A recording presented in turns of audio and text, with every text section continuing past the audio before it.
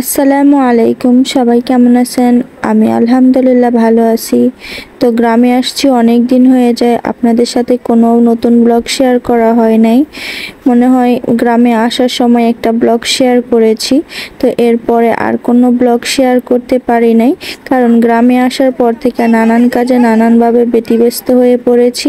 তো সেজন্য আর সময় স্বল্পতার জন্য ব্লগ আপলোড দিতে পারি নাই। তো এই ভিডিওগুলা গ্রামে আসার পরে একটু একটু করে করেছিলাম আপনাদের সাথে শেয়ার করব বলে, তো মোবাইলে গ্যালারিতে রয়ে গেছে, সেগুলো আর শেয়ার করা হয় নাই। তো আজকে ভাবলাম যে একটু অবসর বাসায় আছি, তো আপনাদের সাথে ব্লগটা শেয়ার করি, তো সেজন্যই শেয়ার করা। তো গ্রামে আসার পর আনাসের আব্বু আমাদের আমার যে শ্বশুর বাড়ি, আমার হাজবেন্ডের যে জমি জমা আছে আমাদের, তো সেখানে নিজেদের কোনো ঘর তৈরি করা হয় নাই।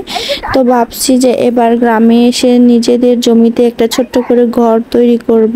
তো সেজন্যই জমিটার রাস্তার সাইড দিয়ে প্রথমে একটু বেড়া দিয়ে দিচ্ছিল আর কি, আনাসের আব্বু টিন দিয়ে বেড়া দিয়ে দিতেছিল। এই তো আমরাও সকাল সকাল আমার বোনের বাড়ি থেকে রেডি হয়ে ছেলেকে নিয়ে চলে আসি, যেখানে আমাদের জমি মানে আমার শ্বশুর বাড়ি, সেখানে টিন দিয়ে আমার হাজব্যান্ড মিস্ত্রি নিয়ে কাজ করতেছিল। তো অধিকাংশই কাজ হয়ে গেছে। তো তারপরে আমরা আমার যে বড় যা আছে, তো তাদের বাসায় যাচ্ছিলাম আনাসকে নিয়ে সবার সাথে একটু দেখা সাক্ষাৎ করার জন্য, কারণ গ্রামে আসার পর তাদের কাছে আর তেমন যাওয়া হয় নাই। তো আনাসের আব্বুর সাথে আর কি যাইতেছিলাম, সে আমাদের নিয়ে দিয়ে আসতেছিল, আর এদিকে আমি একটু ভিডিও করে নিচ্ছিলাম যে রাস্তার পাশে যে বেড়াগুলো দিচ্ছিল সেগুলো আর কি কেমনটা হয়েছে আপনাদের সাথে একটু শেয়ার করলাম। আর এখানে এক সাইডে যে চালা আছে, মানে খালি জায়গাটাকে আমাদের এলাকায় চালা বলে, তো চালায় বসে মিস্ত্রিরা কাজ করতেছিল। আর ওই যে বেড়াটা দেখেন, একদম রাস্তার পুরোটা সাইড আমাদের বেড়া দিয়ে দিছে আর কি, টিন দিয়া। তো আর কিছুটা কাজ বাকি আছে, সেগুলো মিস্ত্রিরা করতেছিল।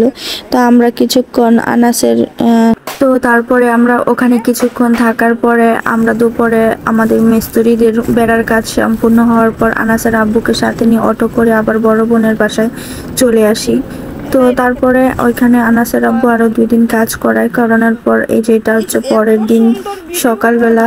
সকালবেলা বলতে আর কি 10টা-11টার দিকের কথা, দুপুর টাইমই আনাসের আব্বু ঢাকা চলে যাইতেছে। আর এদিকে আমরা 3 বোন যাইতেছি আমার মায়ের বাসায়। ওইখান থেকে যাব আবার আমার বড় বোনের যে ছোট ছেলের ফার্নিচারের দোকান করে দিছে, তো সেই দোকানটাও আমার আর কাছাকাছি গিয়ে দোকানে ঢুকে দেখা হয় নাই কখনো। সবসময় দেখা যায় চলতি গাড়িতে করে দেখে চলে গেছি, কিন্তু দোকানে যাওয়া হয় নাই। তো আজকে দোকানে যাব, ছোট বোন একটা খাট বানাইতেছে, তার জন্য সেটাও দেখতে যাব, তো সেজন্যই যাইতেছি আজকে। তো এদিকে আনাসের আব্বু ঢাকা চলে যাবে, সেজন্য আনাসও তার আব্বুর কোল থেকে আর আমার কাছে আসতেছিল না। সে বুঝতে পারছে যে তার আব্বু তাকে রেখে চলে যাবে, তো সেজন্য সেও তার আব্বুর কোল থেকে কারো কাছে যাইতেছে না, যেই ধরতেছে তার সাথে সে কান্না করতেছে, শুধু আব্বু আব্বু বলতেছে। তো এই তো এদিকে আমাদের গ্রামটাও একটু দেখাইতেছিলাম। আমাদের গ্রামটা আগে আরো অনেক সুন্দর ছিল। এই যে এখানে নতুন করে পুষ্করিটা কাটছে, এই পুষ্করিটা আপনার আরো ছোট ছিল। তো সবসময় এখানে একটা পুষ্করণী ছিল, তো সেটারে কাইটা আরো বড় করছে, বেকু দিয়া কাইটা অনেক খোঁজও করছে। এটার নিচে অনেক আছে, খোঁজ আছে। মানুষ এখন এটাতে গোসল করতে ভয় পায়, কারণ আগে তো এটা আরো ছোট ছিল। তো যাই হোক, ছোটবেলার কথা মনে পড়ে যায় এসব দেখলে। এখানে আগে কত গোসল করতাম ছোট সময়, তো এখন তো আর ওরকম ভাবে চলাফেরা নাই, বড় হয়েছি, সংসার হয়েছে, সবকিছুই পরিবর্তন অনেক। তো সবাই কথা বলতে বলতে চলে যাইতেছিলাম হাঁটতে হাঁটতে, আর ভাবতেছিলাম সেই সাথে আমাদের এলাকার রাস্তাঘাটগুলো আপনাদের সাথে একটু শেয়ার করি, যে সবার সাথে একটু দেখাই আমরা আমাদের গ্রামটা কেমন। আমাদের গ্রামটা এখন গ্রামও না শহরও না, মাঝামাঝি অবস্থায় আছে, কারণ এখন সবারই ইট পাথরের দালান কোঠা হয়ে গেছে শহরের মতো। আগে দেখা যেত আমাদের এলাকাতে বেশিরভাগই মাটির ঘর ছিল, এখন কারোরই তেমন মাটির ঘর নাই। যাই আমাদের একটা মাটির ঘর ছিল, সেটাও এবার ভেঙে ফেলছে, তো সেজন্য আর কারোই মাটির ঘর নাই, তেমন নাই বললেই চলে। তো আগের যে সৌন্দর্যটা ছিল এখন সেই সৌন্দর্য নাই, সবকিছু মানুষ নিজের হাতে এই সৌন্দর্য শেষ করে ফেলছে।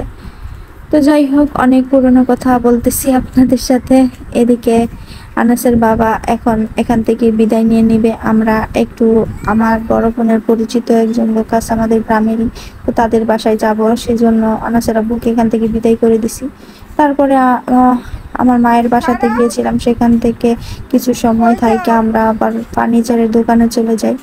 তো এই খাটটা আমার ছোট বোন তার জন্য বানাইছে, অর্ডার দিয়া বানাইছে বলতে দোকানেই ছিল। দুলাভাই নিজের কাঠের ব্যবসা আছে, আবার এই যে ফার্নিচারের দোকান দিছে এখানে ছোট ছেলের জন্য। তো এখানে আমার ছোট ভাগিনা বসে। তো সেই এখান থেকে আমার ছোট বোন একটা খাট পছন্দ হয়েছে, সেটা সে নিচ্ছে আর কি। সেমি বক্স, ফুল বক্স না, তো এটা হচ্ছে সেগুন কাঠের খাট। সে বার্নিশ করে রেখে দিছে, নিয়ে যাবে, তো সেজন্য আমাকে নিয়ে আসছে দেখাইতে। তো খাটটা আমারও খুবই ভালো লাগছে। তো আপনাদের কাছেও কেমন লাগছে অবশ্যই কমেন্ট করে জানাবেন। তো যাই হোক, তারপরে আমরা বাসায় চলে আসি সেখান থেকে। আর আজকের ব্লগটা এখানেই শেষ করছি। সবাই অনেক বেশি ভালো থাকবেন, সুস্থ থাকবেন। আল্লাহ হাফেজ।